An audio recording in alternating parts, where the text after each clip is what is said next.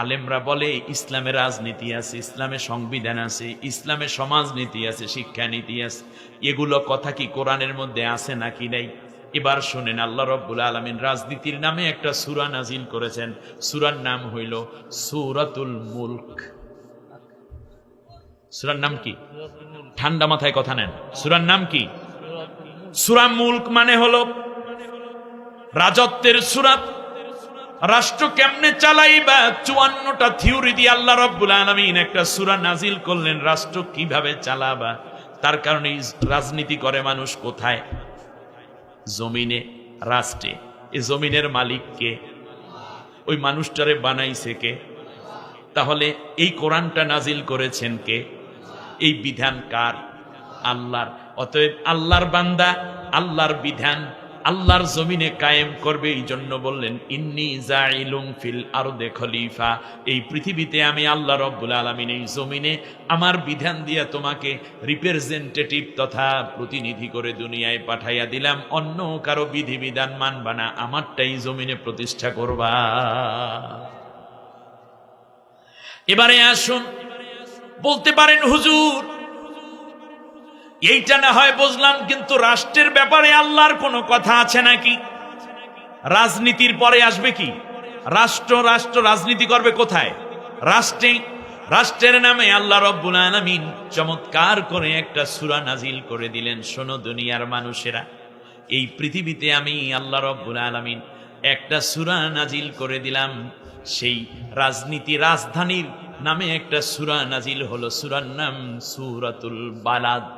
অর্থ কি? দেশ, একটি জাতি, একটি রাষ্ট্র। সুবহানাল্লাহ পড়েন।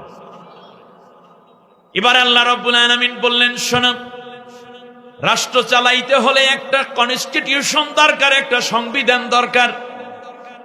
এই সংবিধানটা কেমন হবে?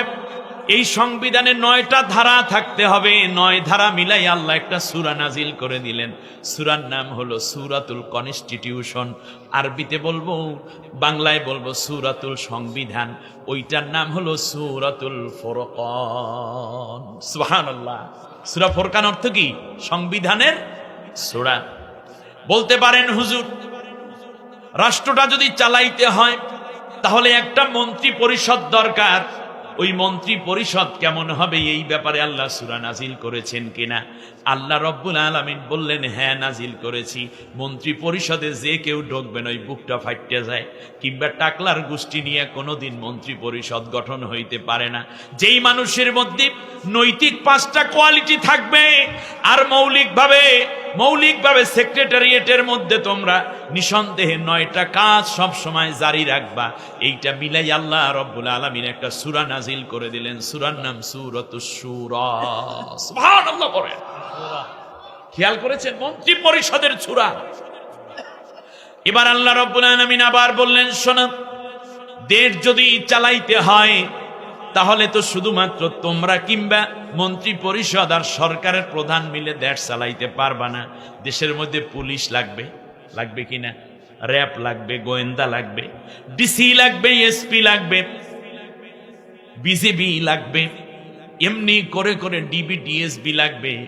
সব মিলাইয়া আমি আল্লাহ রাব্বুল আলামিন একটা সূরা নাজিল করে দিলাম। ওই সূরাটার নাম হইল সূরাতুল আহজাব। সুবহানাল্লাহ।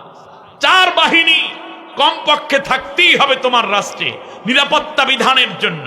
সুবহানাল্লাহ বলেন। সূরার নাম কি? সূরাতুল আহজাব। এবার খেয়াল করেন, রাষ্ট্র এককভাবে চলে না, বিরোধী দল লাগে। বিরোধী দল যদি না থাকে সেই রাষ্ট্রের মধ্যে শান্তি তো দূরের কথা, একনায়কতন্ত্র, একঘেয়েমি এসে যায়। ফলে নিজে যা করে সেইটাই ভালো মনে করে, অন্যের কান যেন দিতে পারি না, সে অন্যকে হজমি করতে পারেন। এই জন্য আল্লাহ তাআলা চান জাতির মধ্যে, দেশের মধ্যে একটা বিরোধী দল থাকতে হবে, শক্তিশালী, যারা সমালোচনা করবে। ফলে দেখা যাবে গঠনমূলক সমালোচনার মাধ্যমে জাতির জন্য তোমরা ভালো ভালো কর্মসূচি দিয়ে দেশটা উন্নত করতে পারবা। এই বিরোধী দল তৈরির জন্য বিরোধী দল থাকতে আল্লাহ রাব্বুল আলামিন বলে দিলেন, বিরোধী দল 4টা আদর্শ পালন করবে, আর সরকারি দলও 4টা কর্ম জমিনের বুকে বাস্তবায়ন করবে। মনে রেখে এই বিরোধী দল এবং সরকারি দল, বিরোধী দলের নামে আমি আল্লাহ একটা সূরা নাজিল করে দিলাম। বিরোধী দল মানে এই না মানুষকে শুধুমাত্র মারবার, সরকারের কাজে বাধা দেবা, এইটা বরং কাজ না।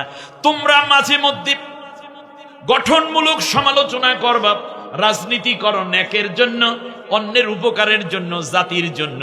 সুতরাং ক্ষতি হয় মানুষের, দেশ এবং জাতির, এমন কোনো কাজ তোমরা করবা না। এইটা নিদর্শন দিয়ে আল্লাহ রাব্বুল আলামিন বিরোধী দলের নামে একটা সূরা নাজিল করলেন। সূরার নাম হইল সূরাতুল মুজাদালা। সূরার নাম কি? কথা বলে না।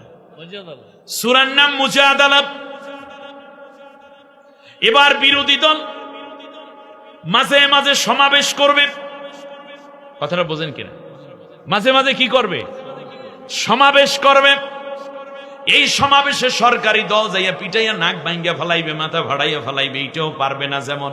আবার সমাবেশের নামে কোনো বিশৃঙ্খলাও সৃষ্টি করতে পারবে না। 3টা নির্দেশনা দিয়ে আল্লাহ রাব্বুল আলামিন বললেন, ও দুনিয়ার মানুষেরা শোনো, যখন তোমরা সমাবেশ করবা তখন কি কি কাজ করবা। এইটা দিয়া সমাবেশের নামে আল্লাহ রাব্বুল আলামিন একটা সূরা নাজিল করে দিলেন, সূরাতুল সমাবেশ। আর বাংলা আরবিতে বলে সূরাতুল জুমআ। সূরার নাম কি? সূরা জুমআ। সমাবেশ কর। সমাবেশের পর হইল মহাসমাবেশ। এই যে ঢাকায় 28 অক্টোবর বিরোধী দলরা কি ডাকছিল? মহাসমাবেশ ডাকবে মাঝে মাঝে। এই মহাসমাবেশের মধ্যে শৃঙ্খলাবদ্ধ থাকবে, দেশ জাতির প্রয়োজনীয় কথা বলবে, সরকারকে তোমরা সংশোধন করবে, জাতিকে জানাইয়া দেবা কি কি সমস্যা তোমাদের চোখে ধরা পড়েছে। কারণ সব মানুষ তো আর রাজনীতি করে না। রিক্সাওয়ালা, ভ্যানওয়ালা, খেটে খাওয়া মজুর কিংবা বিভিন্ন ডিপার্টমেন্ট আছে যারা লোকজন, দেশের মানুষ, তোমরা তাদেরকে বলবা এইভাবে কাজ করলে ভালো হবে। সরকার বুদ্ধিমত্তার সাথে সেই কাজগুলো নেয়ার চেষ্টা করবে, কারণ সরকার দল বিরোধী দল দুইও দল মিললেই দেশ। এই জন্য আল্লাহ রাব্বুল আলামিন বললেন মহাসমাবেশ করবে। 3টা বিষয়ে খেয়াল রাখবা মহাসমাবেশ করতে যাইয়া। আল্লাহ রাব্বুল আলামিন ওই 3টা কথা যা বলেছেন, যদি এইটা বিরোধী দলেরা মেনে মহাসমাবেশ করে, তাহলে সরকারের উচিত, আইন শৃঙ্খলা বাহিনীর উচিত তাকে 3টা সহযোগিতা দেওয়া। কয়টা? সুবহানাল্লাহ পড়েন না। এই মহাসমাবেশকে কেন্দ্র করে আল্লাহ রাব্বুল আলামিন একটা সূরা নাজিল করলেন। সূরার নাম হইল সূরাতুল হাসর। সূরার নাম কি? এখানে সরকারি দলের ব্যাপারে 3টা কথা আল্লাহ বলেছেন, আবার বিরোধী দলের ব্যাপারেও আল্লাহ 3টা কথা বলেছেন। এখন বলতে পারেন, হুজুর এই মহাসমাবেশ এইটা যে আমরা করব বিভিন্ন দল এবং উপদল নিয়ে, বিভিন্ন দল নিয়ে, জোট নিয়ে, এই জোটের মধ্যে যদি কোনো দলের মহিলা হইয়া যায় নেত্রী, প্রধান হইল কি? কথা কয় না। মহিলা হইল ওই দলের নেত্রী, অথবা মহিলা, আমাদের কাছে এই ব্যাপারে কিছু মহিলা অঙ্গন থেকে ওপিনিয়ন দেয়া যায়। এই মহিলাদেরকেও একত্রিত করে আমরা সমাবেশ কিংবা কোনো প্রোগ্রাম, অর্থাৎ তাদের কোনো পরামর্শ কিংবা অংশগ্রহণের অনুমতি দিতে পারবো কি পারবো না। আল্লাহ রাব্বুল আলামিন বলেন, যেই মহিলার মধ্যে 5টা কোয়ালিটি আছে, এই 5টা কোয়ালিটি যদি কোনো মহিলার মধ্যে থাকে, তাহলে তোমরা যৌথ আন্দোলনে ওই মহিলারেও শামিল কইরা নিও। ওই 5টা কোয়ালিটি দিয়ে আল্লাহ রাব্বুল আলামিন একটা সূরা নাজিল করে দিলেন। সূরার নাম আল্লাহ নিজেই রাখলেন সূরাতুল মুমতাহিনা। সূরার নাম কি? মুমতাহিনা মানে পরীক্ষিতা নারী। যে কোনো নারীরে সাথে নেওয়া যায় না, যে কোনো মহিলাকে কাফেলায় শামিল করা যায় না। কারণ কিছু কিছু মহিলা আছে একেবারে উম্মে জামিলা মার্কা, আবু জেহেল, আবু লাহাবের বউর মতো, ঠিক কিনা বলেন? এই মহিলাদেরকে সাথে নেওয়া যাবে না, বরং পরীক্ষিতা নারী।